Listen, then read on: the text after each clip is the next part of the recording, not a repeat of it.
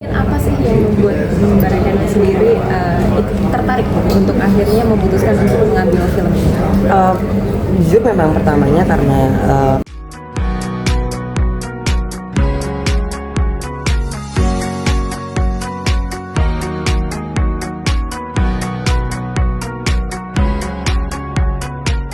film itu belum dikasih tahu gitu tentang Karamurka genre-nya seperti apa, hanya diinfokan bahwa ini karakternya cocok untuk Hanun mainkan gitu. Dan ketika saya mendapatkan info pesan itu dari Mas Ipa, itu sebuah kehormatan justru buat saya, karena memang saya sudah menanti untuk bekerja sama dengan Mas Ipa dengan Forka Film. Jadi ketika kesempatan itu ada, ya apapun yang ditawarkan ke saya akan saya maksimalkan. Ini kan bisa dibilang lokasinya juga cukup berbahaya ya, ekstrim ya gitu. Ada nggak sih kekhawatiran mungkin yang dirasakan pada saat melihat lokasinya? Aduh, gitu gimana? Justru tuh jadi karena memang sebelum syuting kan kita sangat awam ya terhadap lokasinya seperti apa. Cuman memang Mas Iva itu sebagai produser tuh saya bisa bilangnya tuh apa ya, bikin semua orang tuh jadi nyaman jadinya gitu. Jadi saya tuh gak dikagetkan dengan setnya karena sudah dikasih tahu bahwa setnya tuh akan ekstrim ya, akan ini ya, akan itu ya gitu. Jadi ketika dihadapkan sama set yang seperti itu, jadi ya kita udah siap aja gitu. Justru itu yang membuat subconsciously gitu, membuat karakternya Ambar tuh semakin jadi lagi. Proses syutingnya sendiri berapa lama? Hampir sebulan sih, hampir sebulan. Ada keikutsertaan penduduk lokal nggak sih Mbak di sana? Ada larangan-larangan juga penduduk lokal di dalam syuting? Waktu itu sih emang semuanya 100%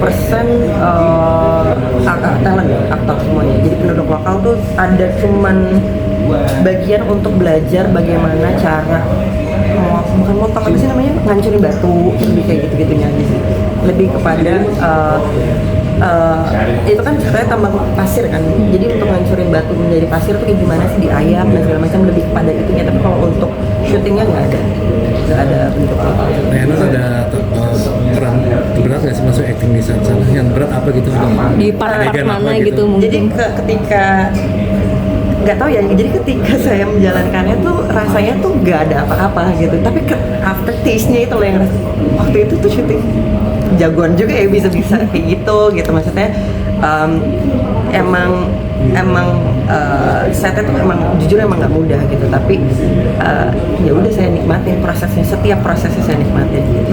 Mbak, setiap pemeran pasti punya hal yang melekat dengan perannya tersebut. Iya. Pernah nggak sih kayak mungkin mengalami yang sedang berperan itu dan kebawa sampai di rumah gitu, yang sulit melepaskan gitu? Iya dulu sih ya pastinya gitu, tapi udah makin kesini sih alhamdulillah udah belajar untuk cara melepas, tidak bahwa apa yang terjadi di set ya di set gitu, ketika udah selesai.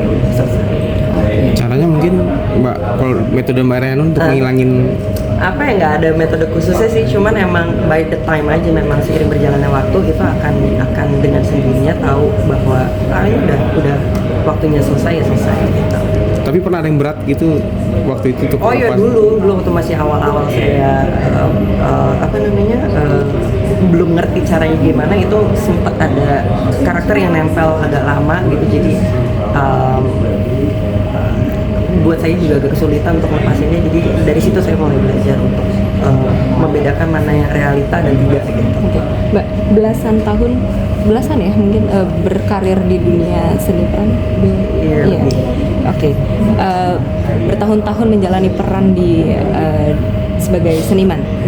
Mungkin pernah nggak sih mengalami titik terendah dalamnya, kayak aduh gue mau mundur aja deh nih dari dunia ini gitu, maksudnya dari dunia seni peran ini gitu. Alhamdulillah sih enggak ya gitu, karena seni peran itu adalah sesuatu yang sangat, buat saya itu sangat menarik gitu, karena bisa mempelajari beberapa karakter yang realis tapi tricky gitu. Jadi sesuatu hal yang memang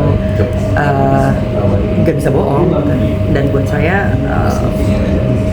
belum menemukan, dan jangan sampai menemukan bahwa saya ada di titik menyerah gitu, terhadap seni peran itu sendiri. Tapi pernah merasa jenuh? Enggak, untungnya enggak. Oke, mungkin pernah nggak sih mengalami hal-hal yang sorry, peran apa mungkin yang belum pernah yang sebenarnya Mbak Rahilun mau perankan tapi belum. Semua peran tuh sebenarnya saya pengen nyoba gitu. Cuman kalau misalkan ditanya secara spesifik mungkin genrenya aja yang saya pengen coba itu adalah komedi. Tapi punya target sendiri nggak bisa dalam 1 tahun memerankan berapa film atau? Kalau target sih ya ada dan tidak ada gitu. Cuma kalau lebih kepada bukan kuantitas berapa filmnya gitu ya, tapi seberapa jauh saya bisa mendorong diri saya untuk bisa memerankan sebuah karakter yang memang melekat buat pada audiensnya.